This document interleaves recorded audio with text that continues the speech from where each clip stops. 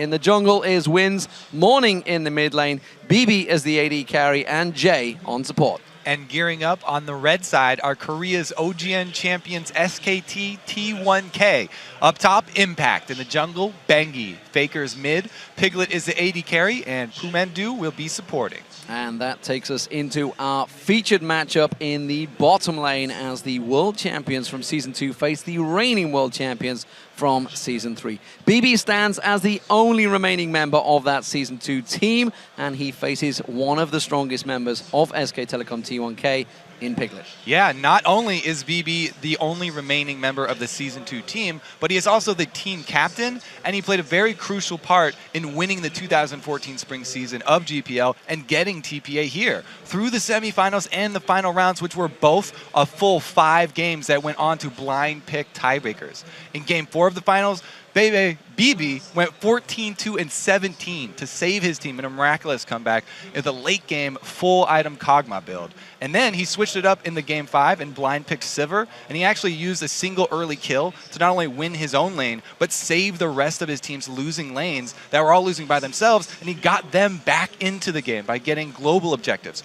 early outer turrets, and securing the dragon for them. So BB really is the one that TPA will want to get going, but he will have a really tough task against Piglet. Yeah, Piglet, he's a very focused player, and he can be very critical of his own performance as well, even when they're doing super well. When they won the Champions Winter Finals with a 3-0 record, he actually shed tears because he believed his own performance was lacking, but he still is putting up amazing numbers, just like BB. During the recent loss to CJ Frost in the NLB, he still managed to go 12-1-5 in the last game, even though they did lose that game, which still speaks to his ability to remain focused throughout the match.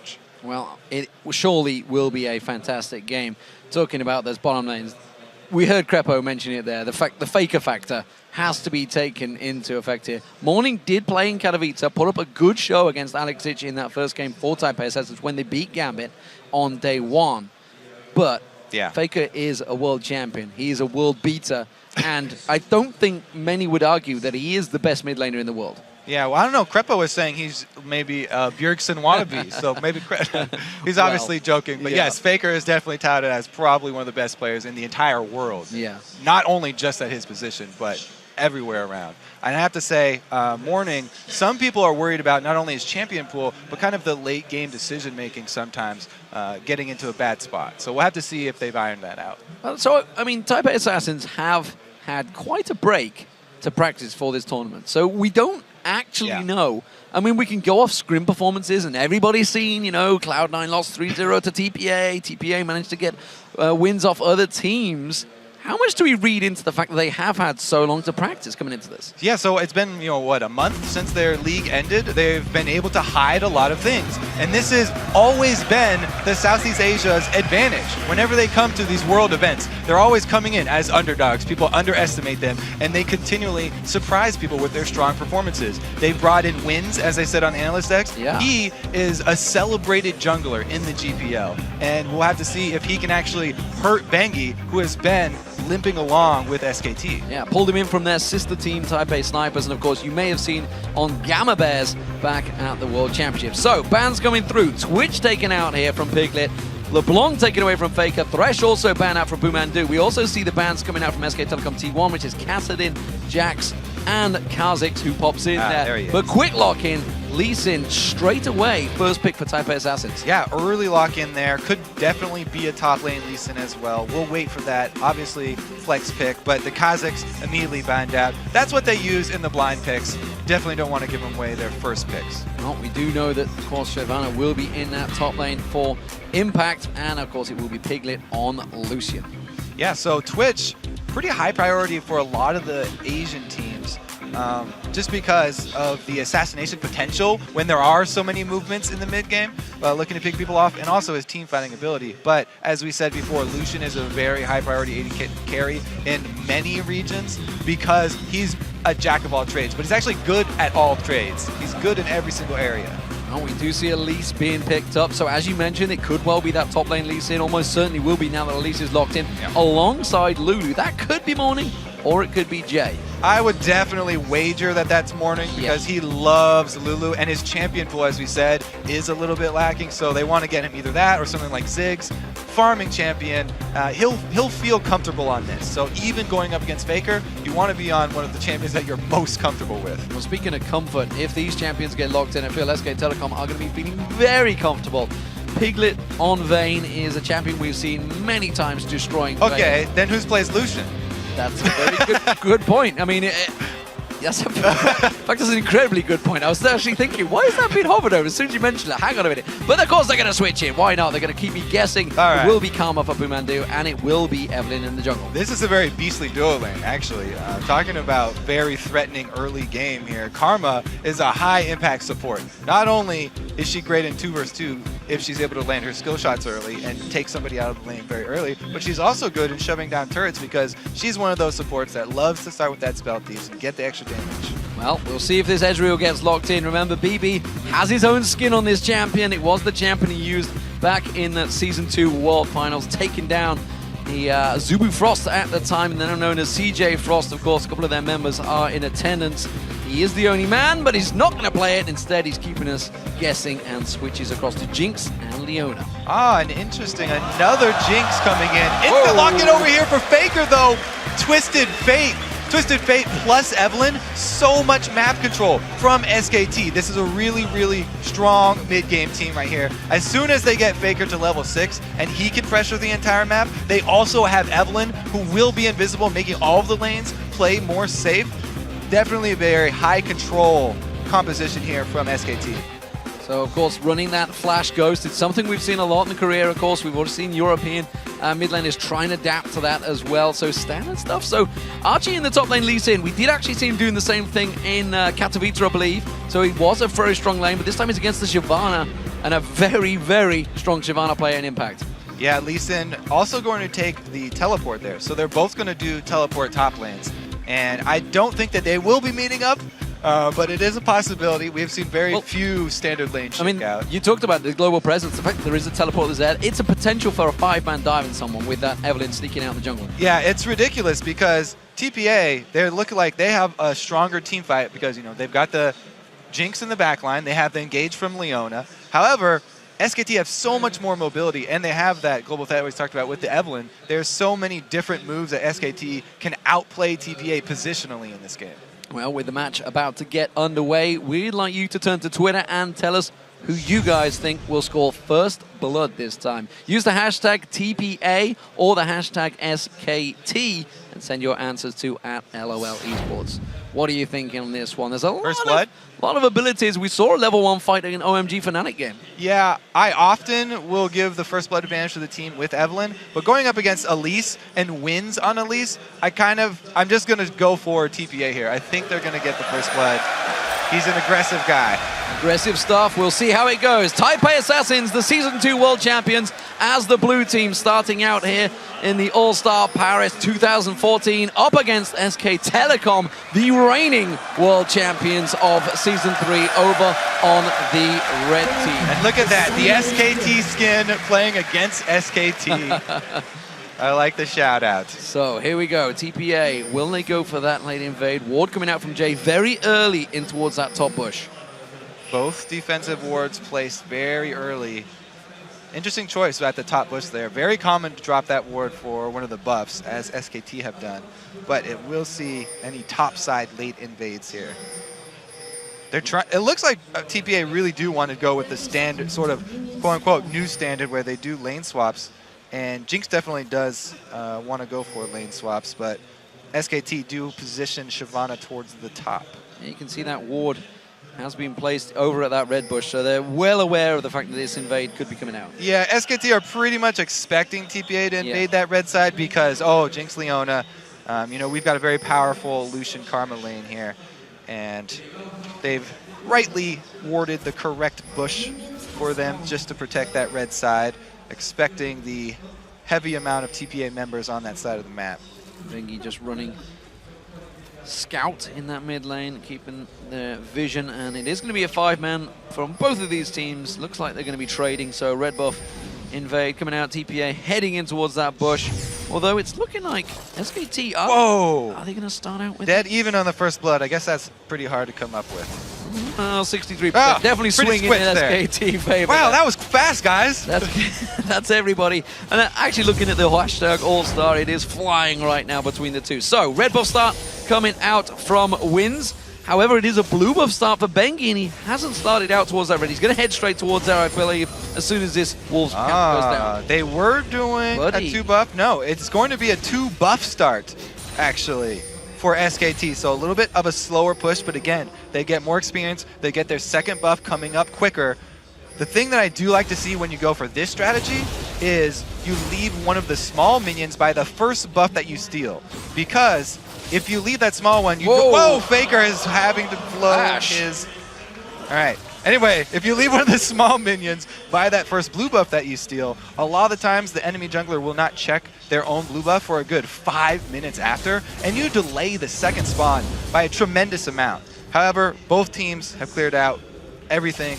Oh, no, there we go. They are leaving a little one. See Faker actually getting caught once again. Glenna's doing damage. The blue buff is still untouched by Wins, actually. It hasn't gone back there. Double buff was picked up by Bengi, and they're force stacking on that top turret. Meanwhile, you can see SKT have really only just started to get towards the bottom turret. Yeah, so they went the slow route. As I said, they are leaving the small minion in the enemy buff. TPA opted not to leave it. That's what I was looking at. They're not leaving the small one there. They went for the super fast push, that second wave push, and they got the turret. They are jinxed. They got through the champion reduction damage turret, and now they're trying to get an extra lead here, but SKT are responding, getting everybody up there in time to defend it. Again, we see the difference between the super fast push and the slower 2-buff start here. It costs SKT the early global gold.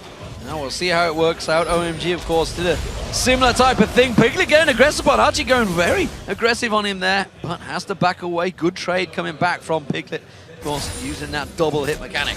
So, Mandu, he had to go up towards the top lane. Defending it off there is going to make his way back down towards that bottom lane, and will get himself back into lane. Faker in this mid lane. We haven't seen him up against Morning for too long. We did see Morning putting some aggression down early on. Bengi, though, taking a peek towards the jungle area of Taipei Assassins, but Wins will secure himself this blue buff.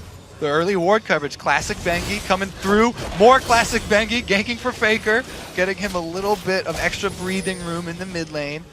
No gold card in range for it, though, because Faker had to blow his flash defensively.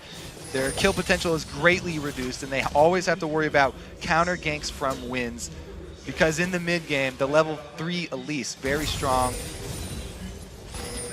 BB has now got himself down towards that bottom. We did see Archie teleport down here, has gone back to base, got himself that second Doran's Blade along with the Rejuve bead. So we'll see how that works out for him up against Impact in that top lane, who both of them actually picking up wards as well on their first back here. So BB now in lane up against Piglet. This was the featured matchup we wanted to focus on. We'll see how it develops. They finally do meet up in the bottom lane, and both of them actually still have their turrets, even though we saw the early lane swap. Because SKT, we're not able to get one. Oh, Faker has no flash. Yeah, all right. Take it down a notch. But yeah, because that turret never went down, this is actually normal laning phase for that bottom lane, and we do get to see the matchup. Yeah, Wins was coming in there. Jay goes in. Zenith Blade catching on towards Piglet. Does manage to get the second stun down, but the trade is going back towards BB. Ignite has run out. Exhaust was also used from Jay on Piglet there. Back and forth trade. Now Morning in the mid lane. You can see Bengi putting damage back down towards him. And Bengi's deep ward just saw Wins as well, so he knew there was no threat of a counter gank. He was just getting some more damage, making Morning back off. They're trying to keep Faker at an acceptable level for when he hits level 6. He wants to be able to back as soon as he hits level 6. He doesn't want to back early here. He's already had to blow his flash, and he's very low on mana, so he needed a little bit support from Bengi to actually stay there. Jay trying to hold this one out. 3-man diver towards him. Does manage to get the stun down on Bengi. He's going to get taken down. Is he, though? Oh! Is he going to be able to get away from it? Bengi's trying to run away. Zenith Blade not quite back off cooldown, and the kill does come out from Piglet. That's first blood for SK Telecom. Properly executed tower dive, but it was risky. They didn't have very deep ward coverage here, and there were a couple members just recalling. More aggression up top lane, though. First level 6 for Impact, taking advantage of the experience. Archie does take some of that damage, as you mentioned. Has gone for the double Doran's Blade, so needs to be more aggressive, and at the moment Impact doing a very good job at zoning him out. Yeah, this matchup is pretty easily swung because Lee Sin, he really thrives when he is able to be able to spam his Iron Will and spam that lifesteal, he needs to be constantly auto-attacking minions up at the minion line. But because Impact got that first level 6, he was able to shove him off the minion line. And that takes away a lot of the sustain for Lee Sin, which is what the laning Lee Sin really relies on. Wind's coming round, going to try and land that cocoon. Flashes in, does get him down there. He has got flashback available, but is it going to be close enough? No! Morning locks down Faker. That's a kill for the mid lane. Great move there from Wind, trying to take advantage of Faker just before his flash came back up. Jay putting damage down on towards Piglet. That's going to be the chompers coming out. Mandu will step around there. BB trying to return some of that damage. But as at the moment, Piglet with that BF sword has a big advantage down that bottom lane.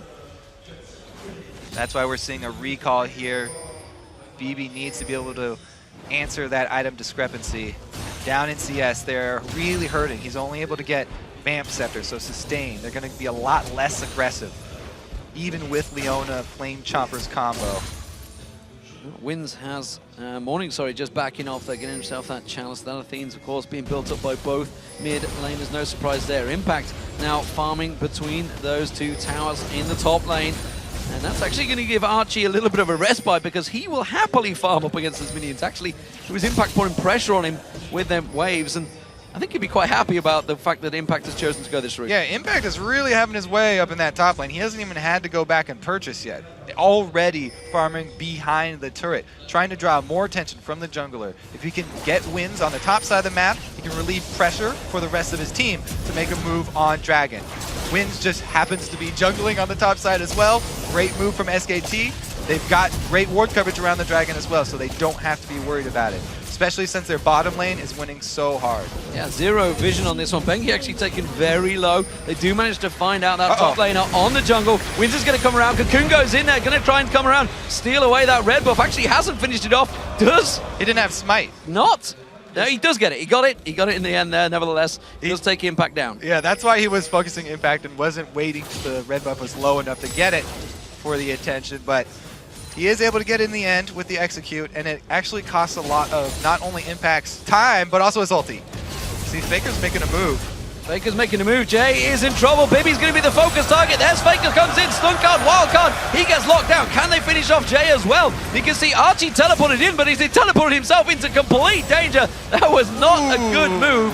And the 4 members of SK Telecom take themselves 2 simple kills. That's that gold that we talked about in the beginning. Global, so many global options for SKT. And they're able to use it bottom lane because of the ward coverage around mid. But the answer from TPA is shove 2 lanes. 1 kill, they get a lot of minions into turrets here. No turret goes down. Oh, Bengi and Faker coming round, the double combo. Is it going to be enough? Wild growth from Morning, trying to save himself out. The Cocoon coming back out from Wind, trying to turn it back around. The gold card has been pulled by Faker, but he's not going to be able to land it. Oh, he flashes for it actually onto Winds. I'm not sure that was quite worth it. Piglet taking down the bottom turret while this is all happening. Mandu was joining the fray, but Taipei Assassins get away from this one. So he still will have a Ghost coming up soon, so he'll have an extra summoner spell for defensive purposes, but that was definitely an unnecessary flash. We'll see if it does end up costing him, as it has before when Winds ganks mid. It is a strong start from SK Telecom, despite the turret advantage that was built up early by Taipei Assassins. It is all now square once again. Morning does manage to get that shield off every time, expecting that gold card to be in his face, but you can see Faker starting to get more confident with every gold card thrown. And the control of mid lane vision is going to be even more important as the game goes on. They need to keep track of Faker. You saw him, he just barely left mid lane for that gank down bottom. That's why you have to keep your eyes on him. As soon as he leaks to one side, you have to notify the rest of your team to play more defensively and fall back. Because, as we've seen, teleport can be answered for teleport. Morning getting drawn into it. A good flash, and that was a very late ultimate from Bengi that was nowhere near landing. Yeah, a little slow there. But they do have a good push up top as well. So even though they use their jungler mid, great pressure up top here for SKT, and they're making TPA pay for this slow pushing bottom lane. Yeah, you can see Jinx. He is getting farmed down that bottom, but it doesn't matter. Piglet is ahead, and now with another turret going down, that global gold and experience keeps stacking for SK Telecom to now have a 3,000 gold lead. Yeah, it's always a give and take here, tug of war. You're pushing and pulling on different sides of the map. It's all about where you're allocating your champions because they cannot traverse that distance quick enough here. We'll see what Jinx can get done with her big minion wave that was built up and that the top turret was sacrificed. Very aggressive stuff from Mandu. He's got to be careful he doesn't get this turned around. There's going to be the solar flare and the wild growth bouncing him in there, but the glitter lance misses. Can he get away from this one? The rocket super mega death rocket doesn't land. Morning should be able to close the distance here. The glitter lance does finish him off, but Morning's in all sorts of trouble now. Bengi chases. Faker comes in. He's going to land the gold card. The wild card comes through. Bengi takes it with a hate spike. So even though Mandu gets a little too deep there, they're able to capitalize. Bebe engaged on. Dragon Descent from Impact. Bebe got no escape from this one. The rest of the Taipei Assassins having to close in. The Cocoon does land. The Zenith Blade locking him up as well. And again, now Impact in trouble. They're turning this one back around. Can he get the damage back onto Bebe? No, he can't. Wins gets the kill. Yeah, a little aggressive there from Impact. Nobody was able to back him up and didn't have wards inside of the jungle. He saw an AD carry without an escape, and he wanted to make him blow a splash. So we'll see how Archie works out in this Lee Sin in the top lane. Hasn't been able to get any of that early pressure he would have liked, but he has got that pickaxe down there. Faker now in the top lane. He did manage to come down. He's been involved in everything so far for SK Telecom. We'll see how he gets going on this Twisted Fate. They've done a good job of defending their territory here because TPA against an Evelyn, they want to be able to get wards down inside the jungle camps to be able to see where Bengi is, where he's trying to make his moves from. But since they haven't had any control over the jungle, they haven't been able to get any of these wards down. No really defensive pink wards except at their own buffs. So their zone of control here for TPA has been completely taken away from them. And that's what we talked about in Champion Select. This SK team has so many options. Piglet is a little bit... Oh, he's going to get spotted. JE will get caught out. That ward, he stepped straight over it, so he's... Wins is pinged out here. He's been seeing, but they did ping him.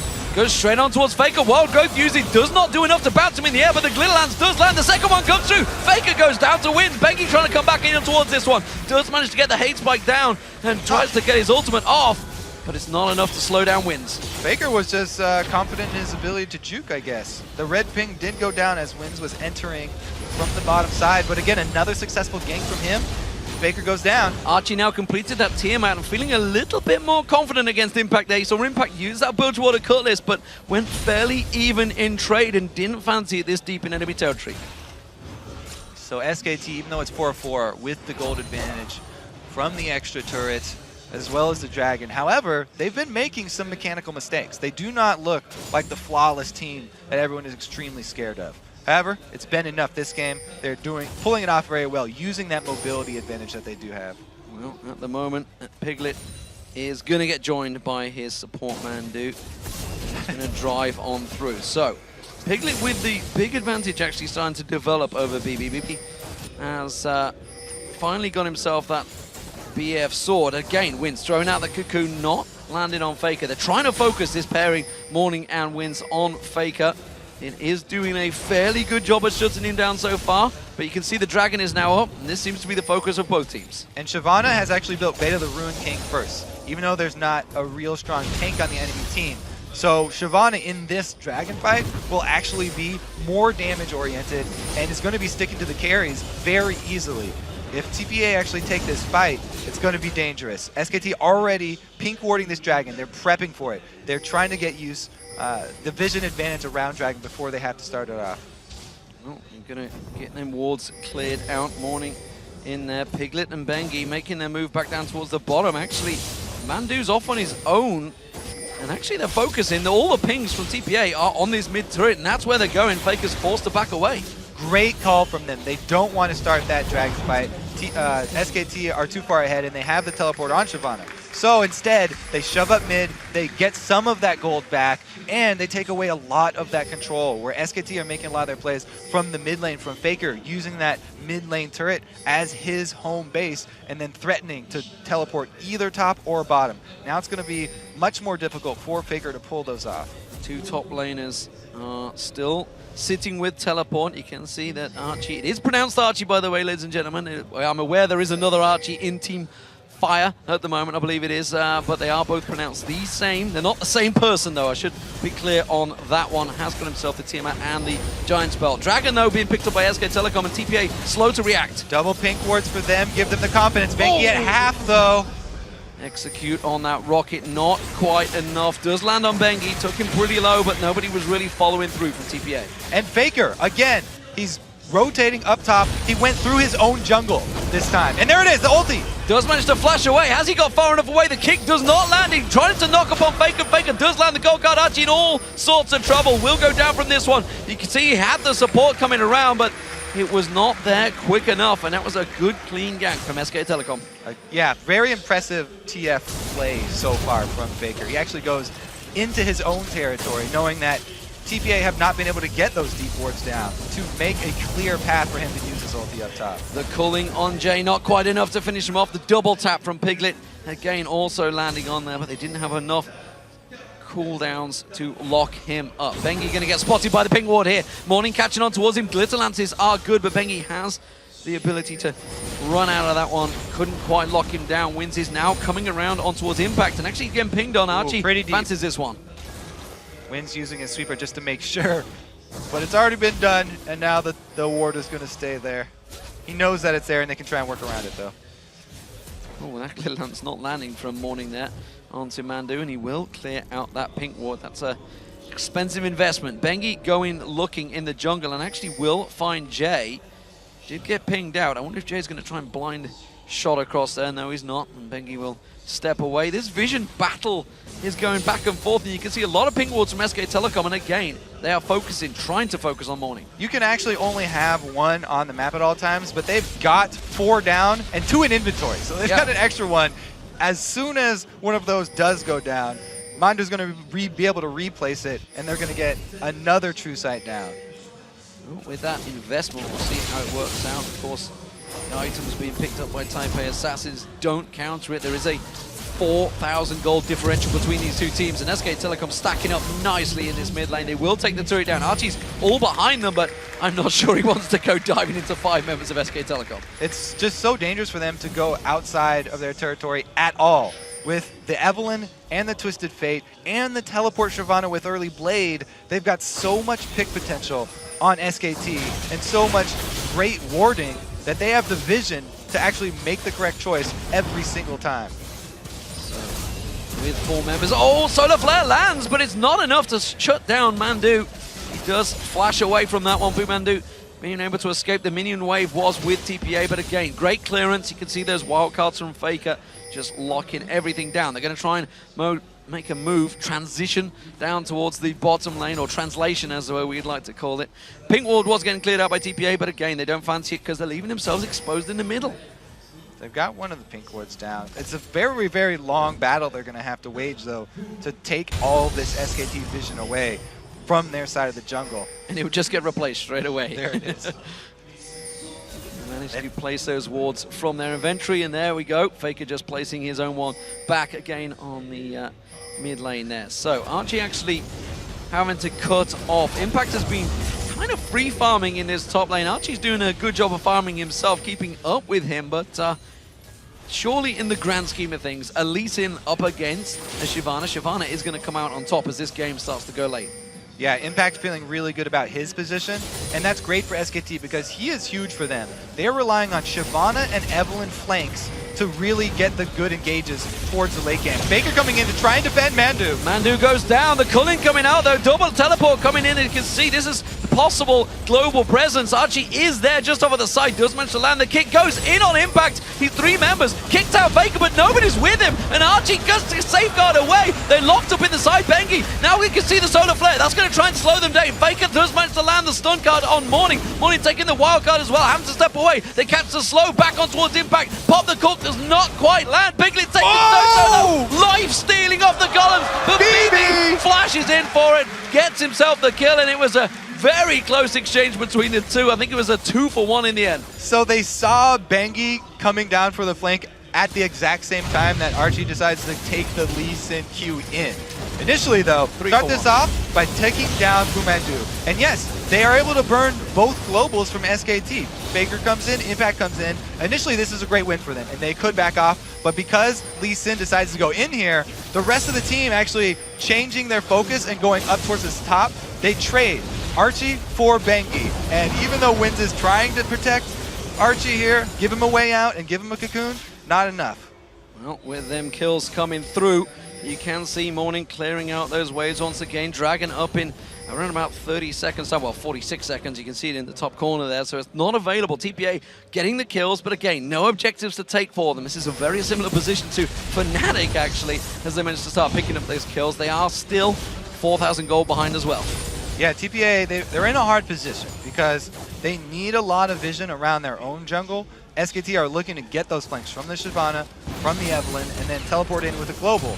But they need good vision to fend against these. You can see more defensive pink wards to be able to catch out Bengi. Morning having to use that wild growth sped up. Faker comes in, does not lock down the stun card. Morning trying to get away from this one. Glitter lands on 3 members of SK Telecom, and the rest of TPA come round there. Solo in. Jay goes deep on this one. Bengi taken solo, but they didn't get a kill from it. Impact gets caught out there. Archie does go down. SK Telecom solo, fleeing from this one. They're going to turn it back around. Piglet gets himself in. Repel. Nowhere to go. Nowhere to go. No racer available. Drops back in. Gets himself a kill for the process. Faker finishes it off though, and that was a 2-for-1 this time to SK Telecom, and they will get the Dragon. Exciting ending, but yeah, it's jungler going down for support, so SKT, after the pick, they are finally rewarded with not only an extra kill, but as well the Dragon, and that's what we're talking about. They start the fights out middle, and then they bring in Faker for the guaranteed engage. Faker hasn't even been starting these with the Messiah-type plays where he would need a Zhonya's. He's not initiating, he's following up the initial fight and just coming in with the gold card, with the death cap rush, so he's got more ability power to take somebody out as soon as he arrives for the secondary engage.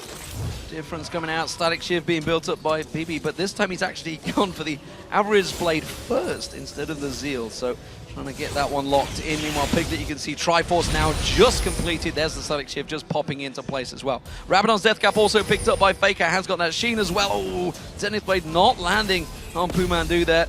Jay not quite locking him up this time. Still, these both teams are fairly bloodthirsty in this game. 8 kills apiece in just 24 minutes. Yeah, TPA are trying to make moves, but there's wave clear on SKT, there are globals on SKT, and there's also invisible champions on SKT, so they can catch you out and they can get that hard engage. Faker has actually gone for the Sheen next, looking for the tower pushing power. Lichbane eventually, but SKT actually are fine with just trying to defend mid, letting Faker get small advantages, split pushing down bottom. He has to get pretty close though, be able to use that TF teleport. That's why he's walking up through the jungle. Uses the Destiny. Is he going to be close enough? There he is, joining the fray. He's going to get caught out by Solar Flare straight away. Bengi taken low, but they have to back out of that. And the Archie going down again. Wins being chased down. Impact trying to catch on towards him. Stun card pulled by Faker. Does land it. That's going to be Wins going down. And it's a 2-for-0 to SK Telecom. Again, TPA trying to make a move, shoving up mid, but SKT playing with the TF so well. Starting the fight, then Faker comes in for the stun, get another couple kills. So, Baron looks like it may well be the focus for SK Telecom. They're rotating up there.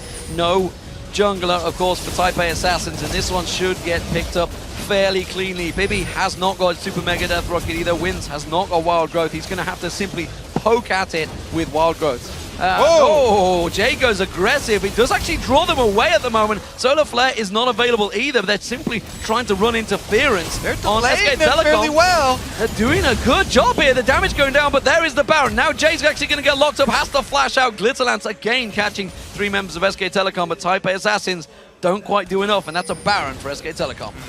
Good news for TPA is that they do have the Stag Shiv for BB now, so they have a little bit more wave clear to work with, because they are definitely going to be on the defensive. This is very hard for them to come back. They're hoping for a misplay from SKT at this point. Speaking of hard, I want to be hard on the top laner for Taipei Assassins. This was a first lock choice. Lee Sin, he's 0-5-1 right now, had 0 impact, honestly, on the game.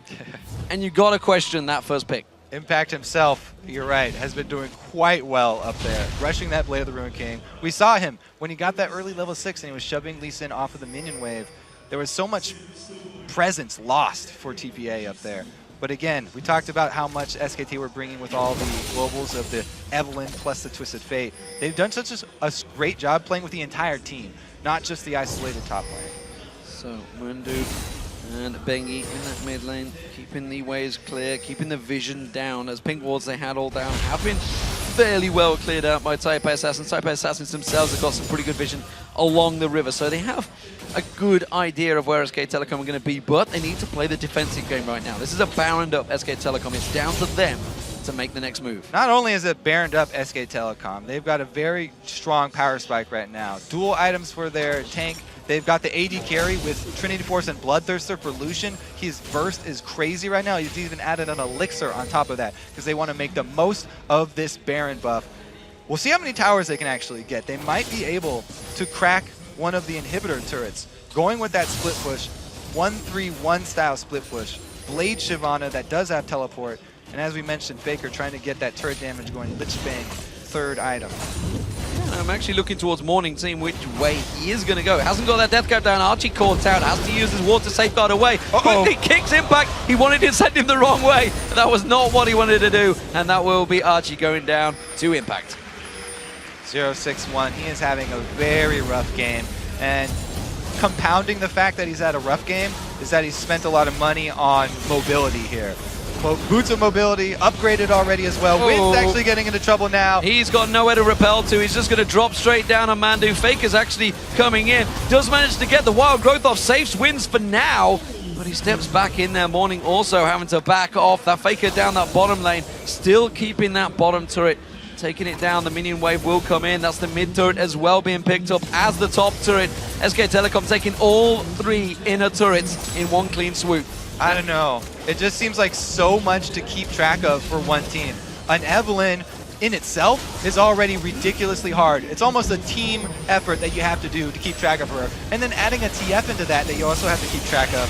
SKT have just pulled out all the moves in this first game. Fantastic movement. That's going to be a second inhibitor turret going down as SK Telecom pounce on through. A double kill being picked up on Impact. Destruction Derby coming out from SK Telecom now. That's 2 inhibitors down. They're just going to push on for the win here against the Taipei Assassins. They started well in the late phase, but it's just not enough to teak up with the reigning world champions. Faker gets himself the final kill. Archie having a torrid time here. 0-7-1. That is why you don't pick the world champion skins against them. You have to back it up with something, anything.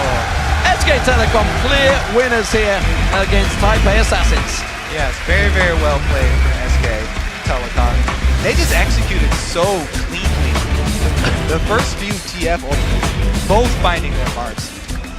Rotating so quickly, it didn't even look like a rotation. They ended with an 18,000 gold lead. It was around 16-8. So it was 8-8 at one point. That's how different that Baron fight was. That mid lane fight where they caught out that jungler. And SK Telecom proving really why they are world champions. They came into this tournament with a somewhat shaky record. They got knocked out in the quarterfinals in the champions over in Korea, as well as NLB in the semifinals by CJ Frost. Caught a lot of people by surprise, that one. But they are clearly well practiced coming into this tournament, and they took themselves a fairly straightforward victory over TPA with those, as you mentioned, a pretty crazy global comp. Yeah, not only was their team executed very well, but also the individual play. You pointed out Impact on that Shyvana. Huge game for him. He was bullying Lee Sen without even having back, just with the Doran's blade. Well, he ended 6-1-6, 4-2-10 for Faker. I know a lot of people were saying he hasn't really made an impression, but let's face it, he was involved in 90% of all the kills in that game. 3-1-10 for Piglet. Piglet never really had any problems in that bottom lane, and Pumandu was everywhere on the map. Yeah, they actually had a pretty good time. They got an early lead, and controlling that bottom lane, they were able to get a dragon from it as well. So they were helping out the rest of their team, not only with the objectives, but also by controlling their lane. And you know, this is the second game running where they haven't done that 4-0 split. They've actually delayed it, gone with the buddy system, slowly pushed it round. And just like OMG, this is the second team now SK Telecom have won. Is this clearly a tactic, a counter tactic that is now against that 4-0 split? Have they figured something out that the rest of the teams haven't quite picked up on yet? Well, no, teams used this before they even did the fast pushing or people split push. So that is often actually the way that people counter it. They suddenly go, remember that tactic back then? Seems to work. Go back to the first step. It's mostly about execution, because as we always say in the early game, there's so many trade-offs, and it's really a chess game, the early game nowadays, because it's so much about choosing where you're sending your champions rather than the degree to how well you're playing these champions, because they're not playing against other champions. For the beginning of the game, all these lane swaps, they're just playing against minion waves and against turrets and against jungle camps. It's really all up to the team's choice, and it's how you build your strategy around that. And SKT are the ones who built the superior strategy. Well, what a fantastic game. That was the second game of the All-Star Invitation, is now in the books. It is time to send it back over to the Quick Shot and the guys for more insight. Thank you very much, D-Man and Kobe. I'm super happy with how you ended that matchup, because this is exactly what we wanted to talk about. It will be a recurring trend as long as we continue to see these lane swaps. Monty, early game, who came out better? Was it SKT or TPA? It was definitely SKT, and even though they lost the early tower up in top lane faster due to Jinx Leona, it was calculated. We see them send 3 back, and it comes down to the team composition. When you have that Lucian and Karma, there were only 2 choices for TPA to make. Either they send the AD carry and support into that bottom lane, in which case Jinx Leona will just get poked out by Lucian Karma early, and they'll be able to eventually take the tower. Also, Lucian was left farming, so he got a big CS lead. So actually, by preserving the tower, they concentrated CS onto Lucian because he didn't have to go back to win that lane against Jinx Leona early because of the poke. You go back at 6 when Leona has her ultimate and that all-in potential is there. You buy items, and then you have an item advantage via the power spike. So actually, SK Telecom T1K played it out beautifully, just given that. And if they hadn't sent Jinx Leona down there, well, Lucian would have gotten the tower and everything would have been even. So really, it was just great, I think, decision-making by SKTK. Yeah, I agree with the fact that SKT played their strategy perfect. That I agree with. At the same time, though, TPA could have played theirs better. When you do these lane swap, you need to have a couple like check marks. Like, first tower goes down, then you need to compare what's happening on the other side of the map. TPA could clearly see that SKT didn't have that first tower low. At that point, they should have just sent their bot lane back immediately. That was the only play left for them to do. What they ended up doing was tunneling on that 4v0 push, pushing into the tier 2 tower, and then they reacted by, okay, what do we do now? Okay, we need to send somebody bottom. Let's send Lee Sin bottom. They burn the TP. Lee Sin is useless against the Lucian because he'll get poked out. And then eventually they sent their bottom lane bottom. And then on top of that, they should have had jungle pressure, because the way the matchup works, as Mani said, Leona 1 to 6 does not do well against the Karma, but with jungle pressure, they can put pressure enough to prevent SKT from getting an early BF sword on the Lucian, because that's what they did. They had the favorable laning phase. Even though there were items down, they said, well, no, our composition is way better than our opposition's. We'll farm until BF swords, and then we'll completely wreck this lane.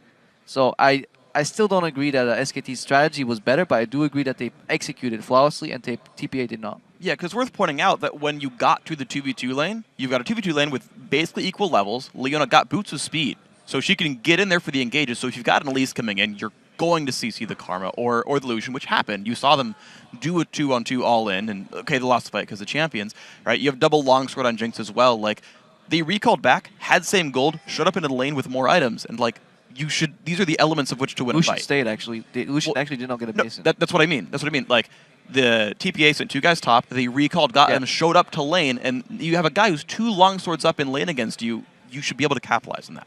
Yeah, but you bring up the point of bringing the jungler down for that extra kill pressure in the bottom lane, but at that point TPA had already really made up their mind that they were going to try and deal with Faker in the mid lane, both through heavy trading over CS from Morning, as well as just sending him there, blowing the summoner spells and all of that.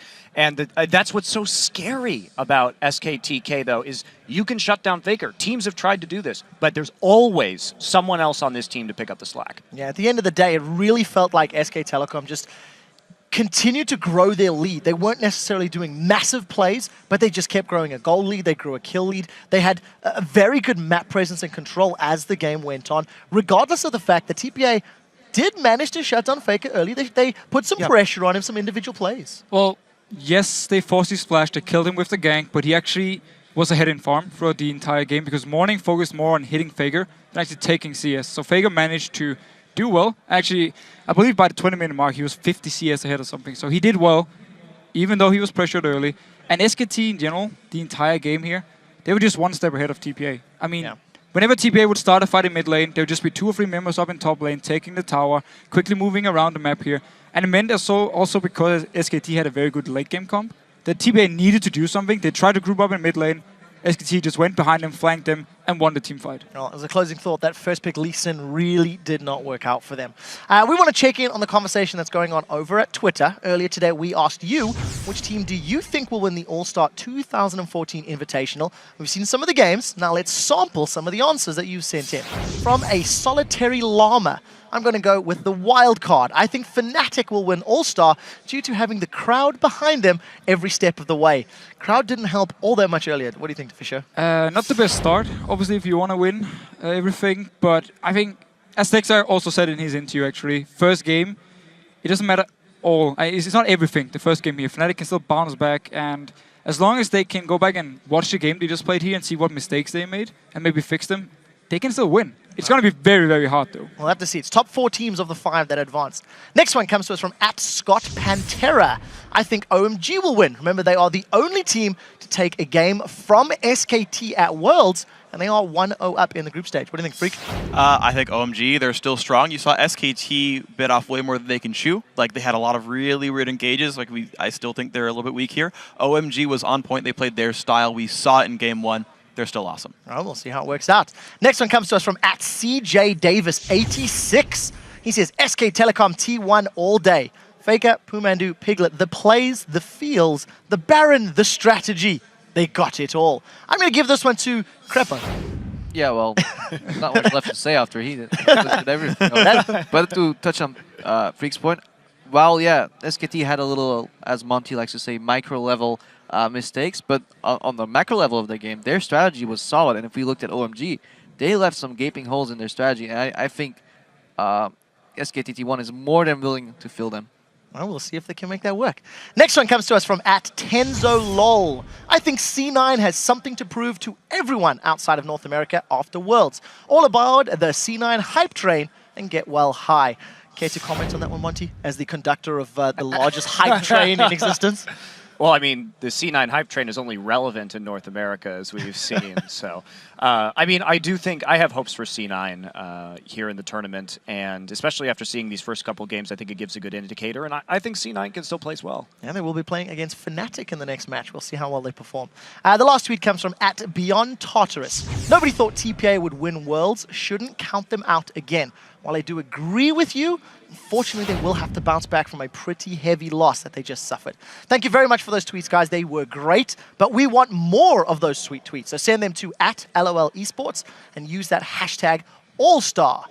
All right, coming up, we've got a battle of the LCS teams as Fnatic and Cloud9 take to the Rift. And there's been a wave of LCS news in the last couple of weeks with very big roster changes. TSM has signed Amazing from the Copenhagen Wolves as their new jungler. The Odd One will be taking over as the team's coach. Glebe Glarbu was selected to take over as the team's support because Xpecial was